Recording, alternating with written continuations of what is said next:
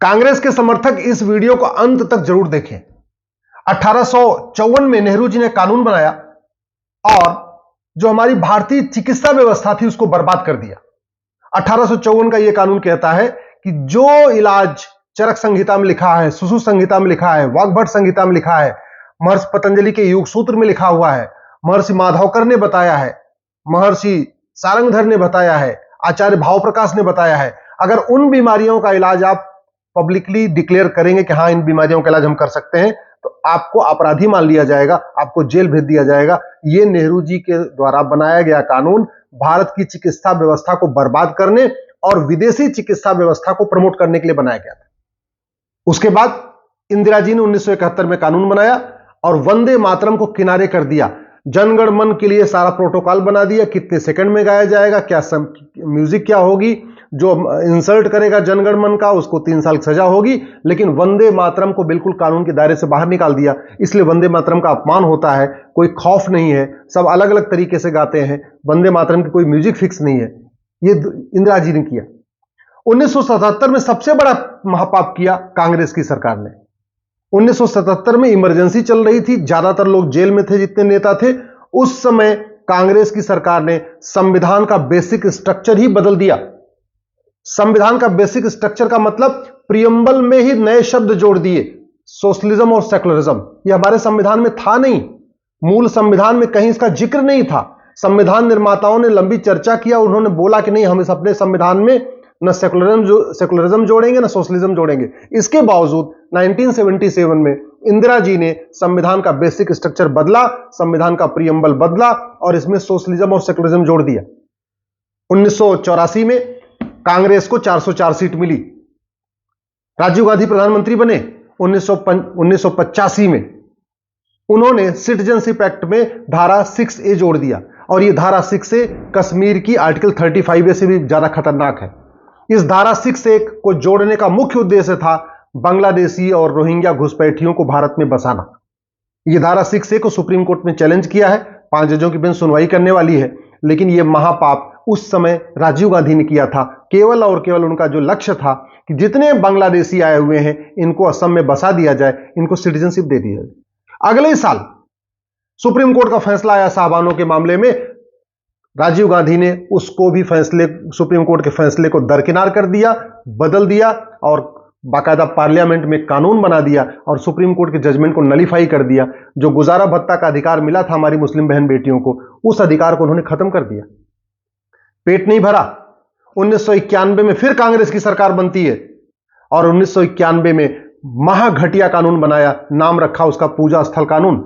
यह कानून यह कहता है कि बाबर, हुमायूं, तुगलक, गजनी, गोरी के द्वारा जितने भी मठ मंदिर तोड़े गए उनको आप रिस्टोर नहीं कर सकते। आप जरा सोचिए, मुगल काल में हमारे मठ मंदिर तोड़े गए, हम उनको रिस्टोर नहीं कर पाए, गुलाम थे। अंग्रेजों के समय में हम गुलाम थे, उन मठ मंदिरों को रिस्टोर नहीं कर पाए।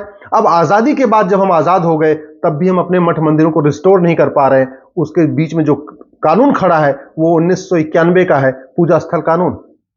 उसके बाद अगले साल 1992 में फिर कांग्रेस ने कानून बनाया भारत को बांटने और लूटने के लिए, खासतौर पे हिंदुओं को कमजोर करने के लिए।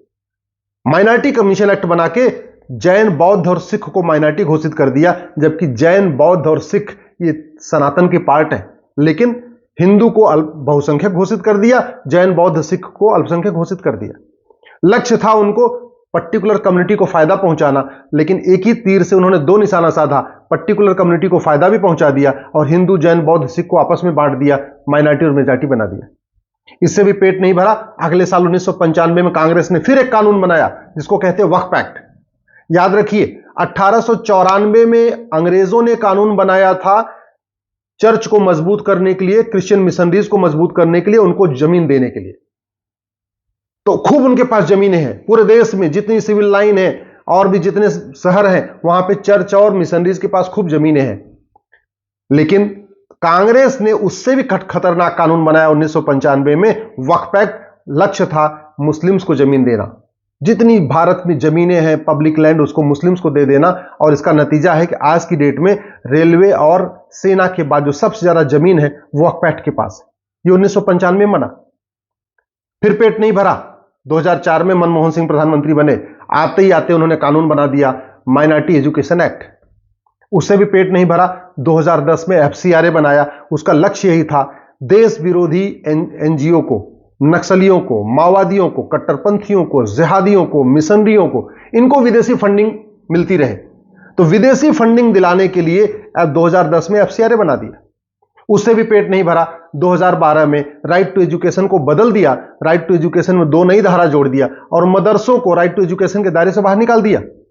ये 2012 में जो अमेंडमेंट किया कांग्रेस की सरकार ने राइट टू एजुकेशन में, उसका दुष्परिणाम यह है कि जो हमारे गवर्नमेंट के ऑफिसर है एजुकेशन डिपार्टमेंट के, चाहे वो बेसिक शिक्षा अधिकारी हो, एबीएसए हो, जो भी है, डीआईओएस हो, वो जाके मदरसों की ऑडिट नहीं कर सकते। तो मदरसे में कौन पढ़ रहा है सरकार को नहीं पता, मदरसे की फंडिंग कहां से आ रही है सरकार को नहीं पता, मदरसे में कौन सी किताब पढ़ाई जा रही है सरकार को नहीं पता, मदरसे का सिलेबस क्या है सरकार को नहीं पता, न मदरसे में पढ़ने वाले के बारे में पता, न मदरसे में पढ़ाने वाले के बारे में पता, न मदरसे के सिलेबस का पता, न मदरसे की फंडिंग का पता।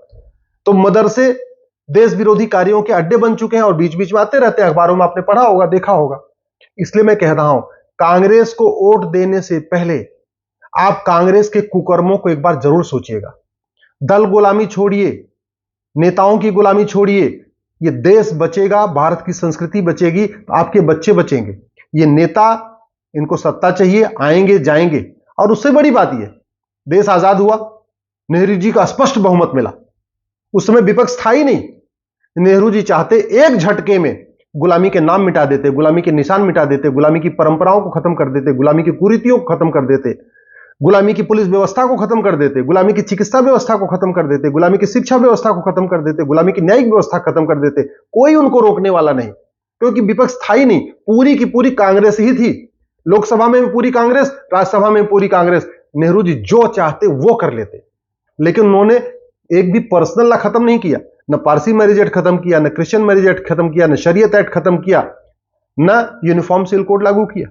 नेहरू जी ने 1860 का इंडियन पिनल कोड जो अंग्रेजों ने बनाया था, उसको बदलने का कोई प्रयास नहीं किया। 1861 का जो पुलिस एक्ट है, उसको बदलने का कोई प्रयास नहीं किया। 1863 को जो मठ मंदिरों को कंट्रोल करने वाला अंग्रेजों ने कानून बनाया था, एंडाउमेंट एक्ट, उसको खत्म करने का कोई प्रयास नहीं किया, बल्कि बाद में मठ मंदिरों को कंट्रोल करने के लिए जरूर राज्य सरकारों ने कानून बनाया। 1872 का जो एविडेंस एक्ट है, महाघटिया है, इसीलिए जो दोषी है वो बेल पे है और निर्दोष जेल में है। लेकिन 1872 के एविडेंस एक्ट को बदलने का कांग्रेस ने कोई प्रयास नहीं किया। 1872 में अंग्रेजों ने कानून बनाया था बंगाल फ्रंटियर एक्ट, और नागालैंड में वो आज भी चल रहा है। इसलिए अगर नागालैंड में आप जाइए तो आपको परमिट लेना पड़ता है। उस कानून को बदलने के लिए कोई प्रयास नहीं किया कांग्रेस ने। 1894 में लैंड एक्विजिशन एक्ट बना के जो अंग्रेजों ने जमीन दिया था चर्च को, हजारों लाखों एकड़ जमीन दिया था, उस जमीन को वापस लेने के लिए नेहरू जी या बाद के कांग्रेस की सरकारों ने कोई प्रयास नहीं किया। 1898 के क्रिमिनल प्रोसीजर कोड को बदलने का कोई प्रयास नहीं किया। 1908 के सिविल प्रोसीजर कोड को बदलने का कोई प्रयास नहीं किया। 1936 के पारसी मैरिज एक्ट बदलने का कोई प्रयास नहीं किया। 1937 के शरीयत एक्ट बदलने का कोई प्रयास नहीं किया। 1946 का जो फॉरेनर एक्ट है उसको बदलने का कोई प्रयास नहीं किया। नतीजा यह है, घुसपैठिए भी आते गए, धर्मांतरण भी होता रहा, भ्रष्टाचार कम नहीं हुआ, घूसखोरी, जमाखोरी, मिलावटखोरी, कालाबाजारी, कमीशनखोरी बढ़ती गई, बांग्लादेशी आते गए, यहां पे अलगाववाद बढ़ता रहा, कट्टरवाद बढ़ता रहा, जिहाद बढ़ता रहा, माओवाद बढ़ता रहा, नक्सलवाद बढ़ता रहा। इसलिए मैं कह रहा हूं, कांग्रेस को वोट देने के पहले एक बात जरूर याद रखिएगा, न कांग्रेस ने अंग्रेजी कानूनों को खत्म किया, उल्टा कांग्रेस ने देश के खिलाफ, भारत के खिलाफ, भारत की संस्कृति को बर्बाद करने के लिए एक नहीं 50 कानून बनाए। मैंने तो आपको कुछ कानूनों की लिस्ट बनाई है, शेष आपकी मर्जी। आपको फिर भी कांग्रेस अच्छी लगती है, आप वोट दीजिए। लेकिन एक बात याद रखिएगा, आज के नेता 25 साल के बाद आपके बच्चों को बचाने नहीं आएंगे। ये जो आज नेता घूम रहे हैं, जो पार्टियां घूम रही हैं, ये 25 साल के बाद कहीं आपको दिखाई नहीं पड़ेगा, आपके बच्चों को बचाने नहीं आएंगी। 25 साल के बाद अगर आपके बच्चों को बचाएगा तो आज का अच्छा कानून बचाएगा। इसलिए वोट देने के पहले ये जरूर सोचना कि देश हित में कानून कौन बनाएगा, राष्ट्र हित में कानून कौन बनाएगा, गुलामी का नाम, गुलामी का निशान, गुलामी की प्रथा, गुलामी की रीतियों को कौन खत्म करेगा, गुलामी की कुप्रथाओं को कौन खत्म करेगा, गुलामी की व्यवस्था को कौन खत्म करेगा, उसके बाद ही अपना वोट दीजिएगा।